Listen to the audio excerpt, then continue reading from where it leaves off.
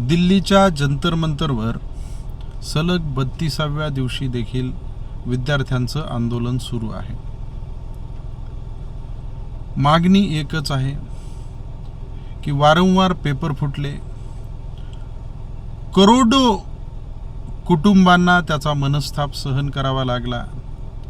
ही जी परीक्षा पद्धतीची आहे, फॉल्टी जी पद्धत आहे, ही पद्धत बदलण्यात यावी आणि ही गेल्या अनेक वर्षामध्ये राबवण्यात आली, त्याला कोणीतरी जबाबदार असावं आणि ती जबाबदारी स्वीकारून देशाच्या शिक्षण मंत्र्यांनी राजीनामा द्यावा, अशा पद्धतीची लाखो विद्यार्थ्यांची मागणी आहे।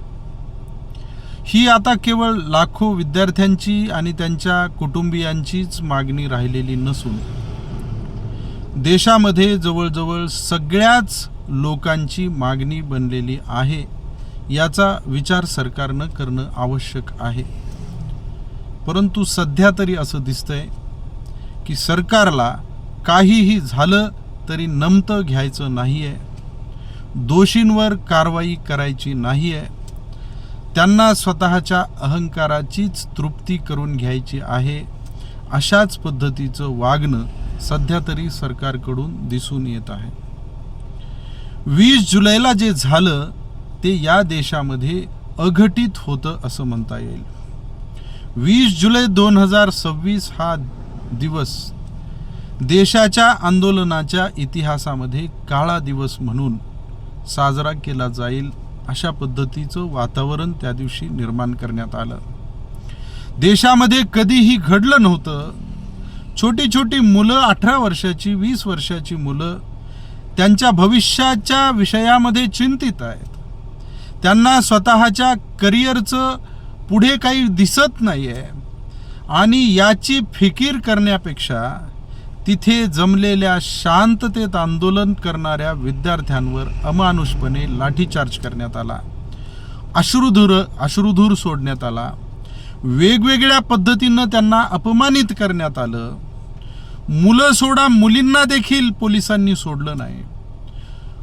मुली ज्या असतात त्या मुलींना महिला पोलिसांनी हटवलं पाहिजे, अशा पद्धतीचा सुप्रीम कोर्टाचा आदेश असताना सुद्धा मुलींना पोलिसांनी ज्या पद्धतीनं दिल्लीमध्ये ट्रीट केलं, ती पद्धत निश्चितपणे कितीही वेळा निषेध केला तरी देखील चुकीचीच आहे।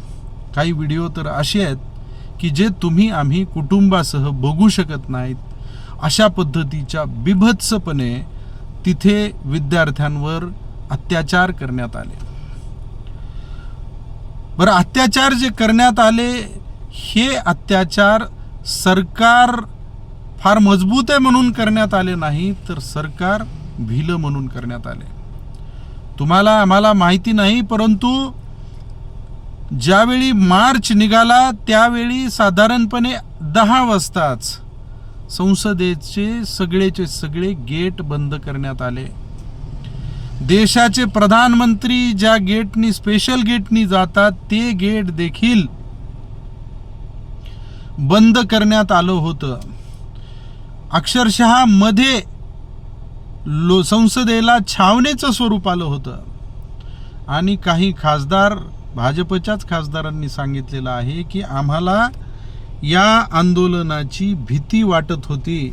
अशा पद्धतीनं या आंदोलनाची तीव्रता असताना सुद्धा आणि मागणी या देशातल्या प्रत्येक कुटुंबाशी निगडीत असताना सुद्धा सरकारला या मागणीचं सोयरसूतक दिसत नाही। ही अतिशय निंदनीय आणि खेदाची बाब आहे मित्रो। तर हे जे आंदोलन आहे, हे आंदोलन मार खाऊन सुद्धा अनेक जण जखमी झाले, अनेक जणांना मनस्ताप सहन करावा लागलाय। तिथे जेवणाची व्यवस्था काय, राहण्याची व्यवस्था काय, पिण्याच्या पाण्याची व्यवस्था काय, वरून धो पाऊस पडतोय। अशा परिस्थितीत सुद्धा हे विद्यार्थी त्या आंदोलनाच्या स्थळावरून हटायला तयार नाहीत। याच्यावरून तरी सरकारनं विचार करायला पाहिजे की विद्यार्थ्यांच्या मनामध्ये किती राग आहे। आणि आता हे आंदोलन केवळ विद्यार्थ्यांचं राहिलेलं नाही, विरोधी पक्षांनी देखील हे आंदोलन आता हातात घेण्याचा किंवा जनतेच्या प्रति कमिटमेंट दाखवण्याच्या उद्देशानं का होईना, परंतु या मुद्द्यावर विरोधक देखील पुढे सरसावलेले आहेत. संसदेमध्ये भीम आर्मीचे जे संस्थापक आहेत खासदार चंद्रशेखर आझाद स्वतः बाबासाहेब आंबेडकरांच्या पुतळ्याच्या पायथ्याशी आमरण उपोषणाला बसलेले आहेत. तो खासदार देशाच्या संसदेमध्ये रात्री सुद्धा पडत्या पावसामध्ये, मुसळधार पावसामध्ये एकटा तिथे बसू नये विद्यार्थ्यांना न्याय मागण्यासाठी. काल देशाचे विरोधी पक्षनेते राहुल गांधी आणि प्रियंका गांधी यांच्या नेतृत्वाखाली प्रधानमंत्र्यांच्या घरावर निदर्शनं करण्यात आली. तिथे पण आंदोलन करण्यात आलं. तिथे त्यांना ताब्यात घेण्यात आलं. की अरविंद केजरीवाल सक्रिय झालेत. काल शरद पवार साहेब तिथे जाऊन आले. उद्धव ठाकरे साहेब तिथे जाऊन आले. अनेक पक्षांचे अनेक मान्यवर नेते तिथे जाऊन आले आणि वेगवेगळ्या पक्षांनी आता आंदोलनाची घोषणा पण केलेली आहे. भारिप बहुजन महासंघाचे नेते, वंचित आघाडीचे संस्थापक ॲडव्होकेट प्रकाश आंबेडकर यांनी महाराष्ट्र बंदची हाक दिलेली आहे. आणि अशाच पद्धतीनं कमी जास्तपणे संपूर्ण देशामध्ये हे आंदोलन चिघळण्याची शक्यता आहे. परंतु या अतिशय छोट्या मुद्द्यावर आणि या न्याय मागणीवर सरकार कुंभकर्णासारख्या झोपेमधून का जाग होत नाही, हा म्हणजे खरं म्हणजे सेन्सिटिव्ह माणसाला प्रश्न पडलेला आहे. तर हे आंदोलन आता सरकारने कितीही दाबलं तरी दबणार नाही. संसदेमध्ये 2 दिवस झालं संसद पुढे ढकलतायत, चर्चा होऊ देत नाहीयेत. आज कुठेतरी संसदेमध्ये चर्चा करायला आम्ही तयार आहोत, अशा पद्धतीनं भारतीय जनता पक्षानं तयारी दाखवलेली आहे. पेपर लीकच्या प्रकरणामध्ये चर्चा होईल. राम मंदिरामधील दान पेटीमध्ये जो झालेला भ्रष्टाचार आहे, त्या भ्रष्टाचाराच्या विषयावर चर्चा होईल. आणि तिथे उत्तर देणं हे सत्ताधारी पक्षाला शक्य होणार नाही. म्हणून सरकार पुढे लोकसभा ढकलत आहे. सरकारवर खरं म्हणजे 12 वर्षामध्ये ही फार वाईट वेळ आलेली आहे. आणि ही वाईट वेळ येण्यासाठी सरकार स्वतः जबाबदार आहे असं मला वाटतं. खरं म्हणजे विद्यार्थ्यांचं हे आंदोलन फार संवेदनशीलपणे आणि हळुवारपणे आणि फार लवकर आटोपता आलं असतं. कारण व्यवस्थेमध्ये सुरुवातीला ज्यावेळी मोठ्या प्रमाणावर मागणी झाली त्यावेळी हेटाळणी करण्यात आली विद्यार्थ्यांची. कॉकरोच म्हणून हिणवण्यात आलं. कॉकरोचला मारण्यासाठी काला हिट आणा, अजून कोणता हिट आणा, अशा पद्धतीची चिडवणारी भाषा भारतीय जनता पक्षाच्या सपोर्टर्सनी केली. हे अतिशय वाईट आहे. कारण काय, भारतीय जनता पक्षाचे विद्यार्थी त्यांचे स्वतःचे मुलं या परीक्षा देत नव्हते का? परंतु प्रेम हे आंधळं जर असलं तर ते अशा पद्धतीनं स्वतःच्याच विरोधामध्ये व्यक्त व्हायला लागतं. तर त्या पद्धतीनं त्या कॉकरोच जनता पार्टीचा उपहास उडवला गेला. त्यांना मारलं गेलं. त्यांच्यावर मीडियाचा बहिष्कार टाकला गेला. त्याच्यानंतर कुठे गुंड सोडले गेले. काही महिलांनी कुठं शाही पेट, कुठं शिव्या दे, अशा पद्धतीचं गैरवर्तन केलं. हे सगळं कुणाबरोबर होत होतं? तर तुमच्या आमच्या मुलांबरोबर होत होतं. हे सगळ्या देशाच्या जनतेने पाहिलेलं आहे. आणि म्हणून सरकारला ही फार चांगली म्हणजे हे सगळं चिन्ह चांगलं आहे अशा पद्धतीनं निश्चितपणे आज तरी वाटत नाही. परंतु 12 वर्षाची सत्तेची जी हवा आहे, तर ती हवा सरकारमधल्या सगळ्या लोकांना लागलेली असावी. म्हणून हे गरीब लोक आमचं आता काहीही करू शकत नाहीत अशा पद्धतीच्या अहंकारानं सरकारचे मंत्री, प्रधानमंत्री भरलेले असावेत असं आता बोललं जात आहे.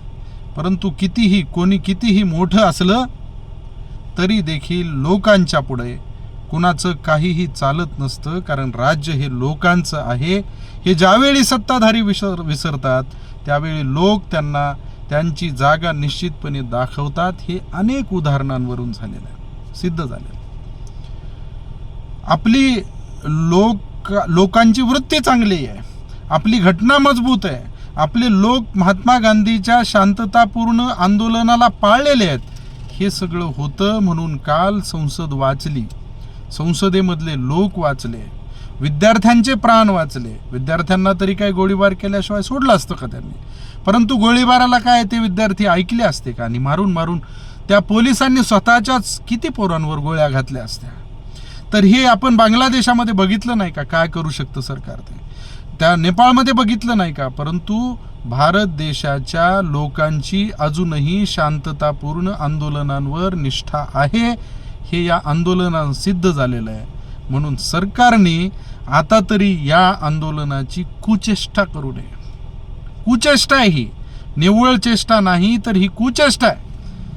ज्याच्यावर पेपर फुटीचा आरोप आहे, ज्यांनी पेपर फुटीच्या प्रकरणाकडे कानाडोळा केलाय, करोडो लोकांना मनस्ताप सहन करावा लागलाय, त्याच्यानंतर 40 विद्यार्थ्यांनी आत्महत्या केलेल्या आहेत, अनेक लोकांना काय काय गोष्टी सहन कराव्या लागल्यात हे सांगता येत नाही. आणि ते शिक्षण मंत्री आंदोलन करणाऱ्या विद्यार्थ्यांना म्हणतात हे विघटनवादी तत्व आहेत, हे दहशतवादी आहेत. हे सरकारला शोभत नाही, हे सरकारमधल्या माणसांना शोभत नाही. आणि म्हणून सरकार जितकं अति करील तेवढी भारतीय जनता पक्षाच्या दृष्टीनं अतिशय वाईट भविष्यामध्ये वेळ येऊ शकते, अशा पद्धतीची परिस्थिती आहे. आणि आता हे आंदोलन दबण्याच्या परिस्थितीमध्ये नाही. सरकारने निश्चितपणे याचा विचार केला पाहिजे, कारण याने काही अंतर्गत असुरक्षा निर्माण होत नाही आहे.